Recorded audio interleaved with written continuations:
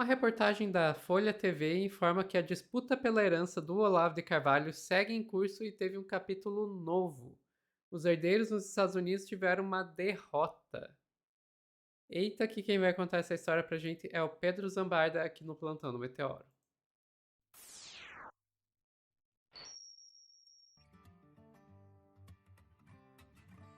Pedro, vamos lá. Então, o que o Olavo de Carvalho tem a falar sobre esse assunto? Ai, Sophie, eu tô cobrindo essa questão da herança do Olavo de Carvalho, então tá sendo bem pesado essas coisas todas, né? Teve uma reviravolta no meio do processo, porque assim, a filha de esquerda dele, que é a Heloísa de Carvalho, que é a minha fonte, que inclusive mandou essa informação, ela tinha sido excluída entre os herdeiros, só que os irmãos estão tão em pé de guerra com a Roxane, que é a ex-mulher do Olavo de Carvalho, que ainda mora nos Estados Unidos, que eles se uniram à irmã que foi desprezada pelo pai e estão ganhando disputas contra a madrasta, assim, tá um negócio bonito. E assim, gente, a gente brinca com o Olavo de Carvalho, brinca com a caveirinha e tal, mas o Olavo não morreu, tá? Tem várias matérias saindo recentemente que vai ter rua Professor Olavo de Carvalho em Salvador. A Câmara de Curitiba, de vereadores, está tentando puxar um feriado do Dia do Conservadorismo na data de aniversário do Olavo de Carvalho. Então tem esse vídeo aqui do João Pimenta que eu queria começar tratando nesse corte. Vamos lá. Opa, deixa eu botar o som. Acho que já começa errado com a alcunha de professor aí. Acho que seria algo mais assim como desensinador. Aquele que pega a educação e mete um revés. Assim como existe o notório saber, existe a escória burrice, né?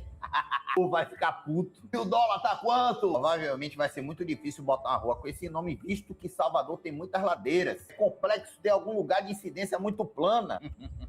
Eu já vi onde é aqui, é ali pelo caminho das árvores. Diz que ali é bem calmo, né? O povo fala que quando passa por lá o movimento é meio morto. Fosse assim uma skin de Spinal de Killer Instinct, de um Necromante de Diablo 4, um remake assim.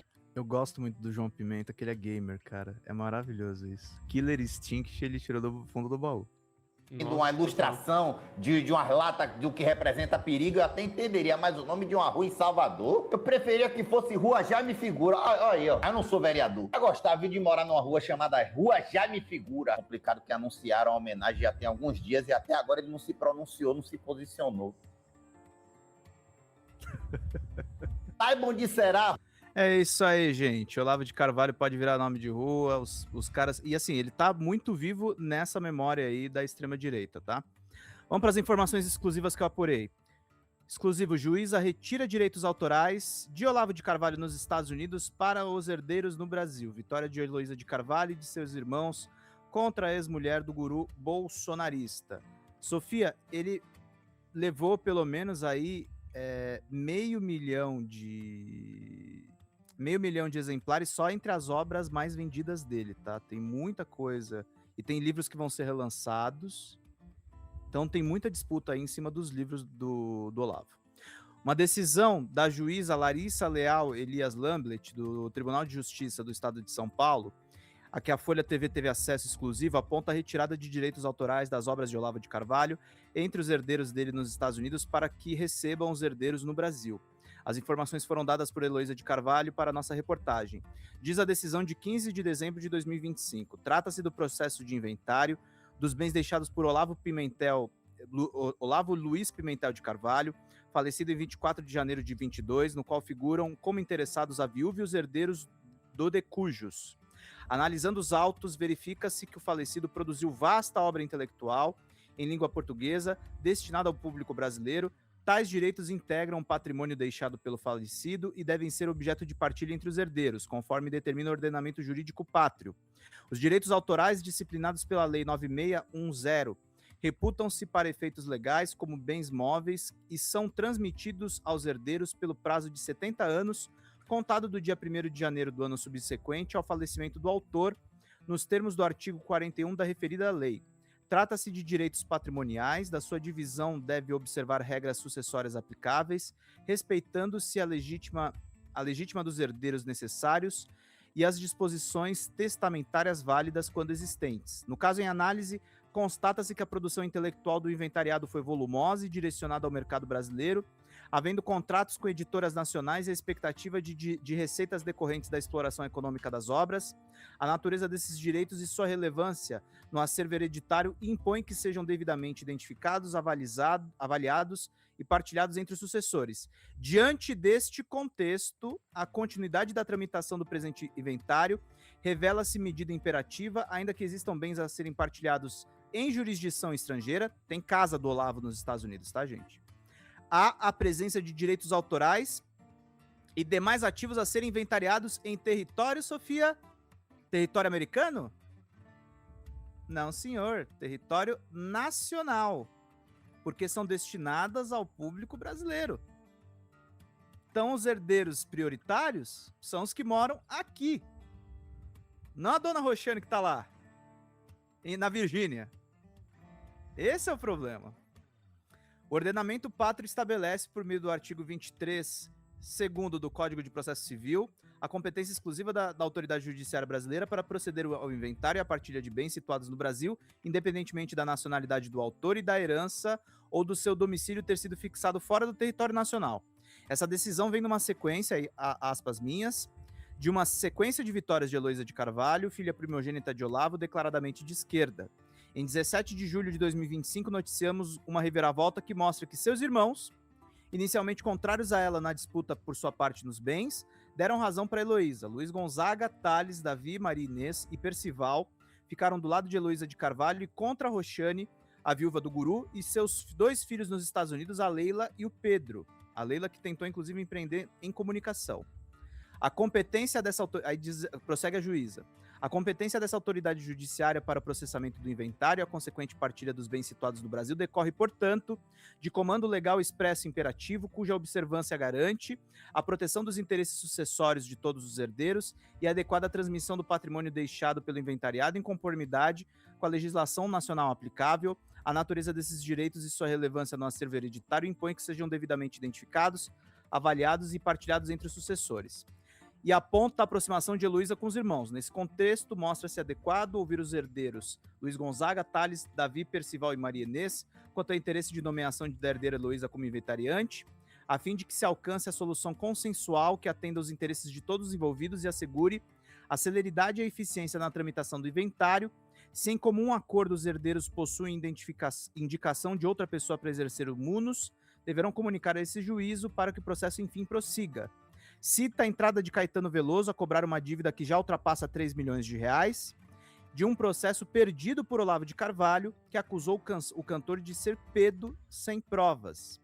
Quanto ao peticionante, Caetano Emanuel Vieira Teles Veloso, folhas 335 e 337, verifica-se que, como figura como credor em processo de execução correlato, tendo legítimo interesse em garantir a satisfação de seu crédito, há, no entanto, de haver a adequação quanto ao registro da dívida do espólio, deverá o credor solicitar diretamente ao juízo a execução que determine a penhora no rosto destes autos.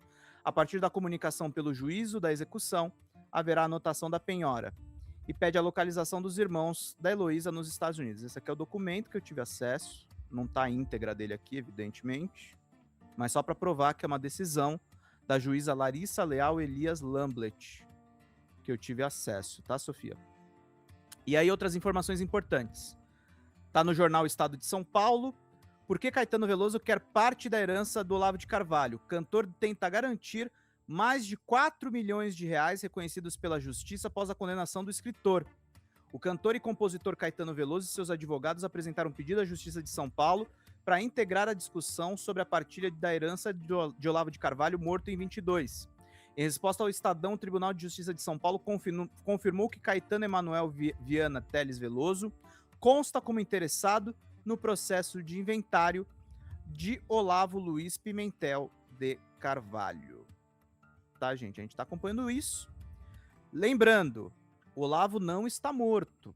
Na Câmara de Curitiba já teve gente querendo fazer uma homenagem ao Olavo de Carvalho no Dia do Conservadorismo, em 29 de abril, que é a data de nascimento dele.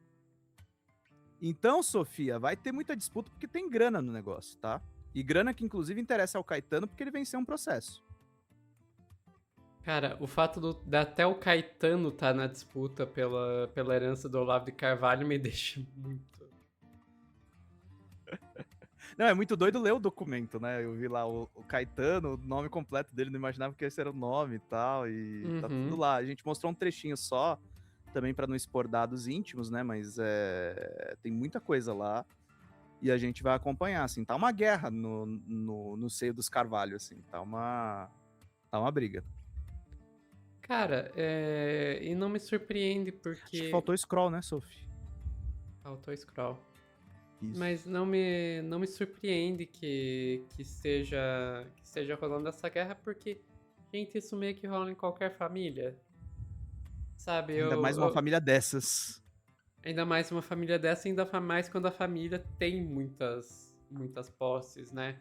Uhum. E isso eu acho muito engraçado, porque adoram dizer que o comunismo destrói as famílias, mas é o capitalismo com sua ideia de propriedade privada que faz questão de acabar com qualquer família quando envolve herança, briga por herança. Você quer ver alguma coisa que destrói famílias, é briga por herança. Agradeçam ao capitalismo.